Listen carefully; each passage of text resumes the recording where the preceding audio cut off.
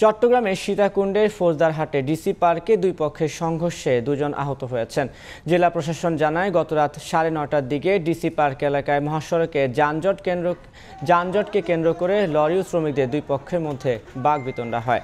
সহিংসতা ছড়িয়ে পড়ে পাশের ডিসি পার্কেও। এই সময় বিভিন্ন স্টলে ভাঙচুর চালায় শ্রমিকরা।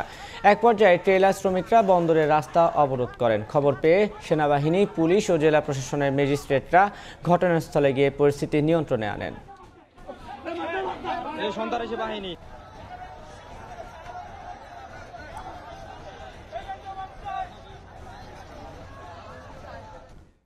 এ বিষয়ে সবশেষ খবর জানাতে সীতাকুণ্ডের ফৌজদারহাটে ডিসি পার্কে আছেন রিপোর্টার শফিকুল আলম। সরাসরি যাচ্ছি তার কাছে।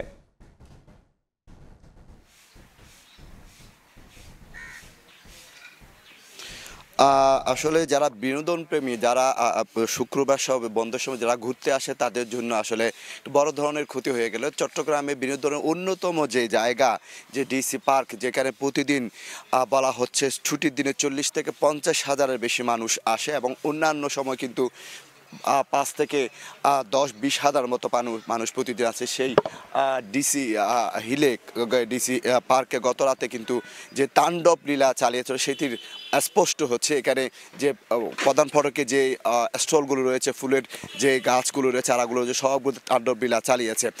জানিয়ে রাখি, গত রাত্রে প্রায় 8:30টার দিকে কিন্তু এখানে একটি গাড়ি থামানোকে কেন্দ্র করে শ্রমিকদের সাথে, যে ট্রলি শ্রমিক ছিল তাদের সাথে কিন্তু একটু কথা কাটাকাটি হয় পার্কের দায়িত্বে যারা ছিল তাদের। এবং সেই পর কিন্তু ট্রলি যারা প্রায় মোবার বা ট্রাক চালকরা এসে কিন্তু তারা কিন্তু এখানে একবার লাঠি সোটা নিয়ে 20 থেকে 30 জনের মতো এসে তারা কিন্তু এখানে তাণ্ডব লীলা চালায়। এবং সেই তাণ্ডব লীলা চালানোর পর কিন্তু এখানে বিভিন্ন জায়গা কিন্তু তারা ভাঙচুর চালিয়েছে। এবং ডিসি হিলের পক্ষ থেকে এখানে বলা হচ্ছে, যদিও ভাঙচুরের পর কিন্তু এখানে যে রাস্তা ছিল সেই রাস্তায় কিন্তু তারা যে শ্রমিকরা কিন্তু অবরোধ করে রাখে। চট্টগ্রাম বন্দর থেকে গাড়ি চলাচল একেবারে বন্ধ হয়ে যায়। আপনি দেখেন এখানে যে বেস স্টলগুলো রয়েছে সেগুলো কিন্তু বিভিন্নভাবে তারা ভাঙচুর চালিয়েছে। এবং যদিও একটা ডিসি পক্ষ থেকে বলা হচ্ছে আজকে এই ভাঙচুর হলেও কিন্তু দর্শনার্থীরা আজকে থেকে আসতে পারবে।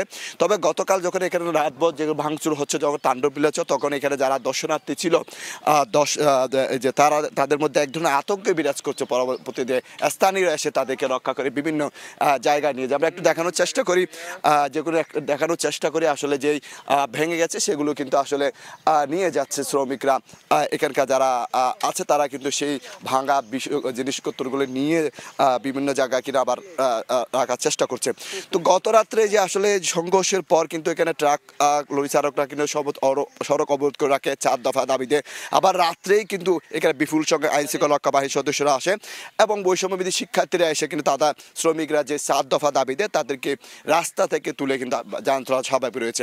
তবে এখন যান চলাচল স্বাভাবিক রয়েছে, পরিস্থিতি শান্ত রয়েছে। তবে যে বড় ধরনের ক্ষয়ক্ষতি হয়ে গেল, মানুষের প্রতিদিন যে 20-30 হাজার মানুষ আসে, ছুটিতে 50 হাজার, তাদের বড় ধরনের ক্ষতি হয়ে গেছে।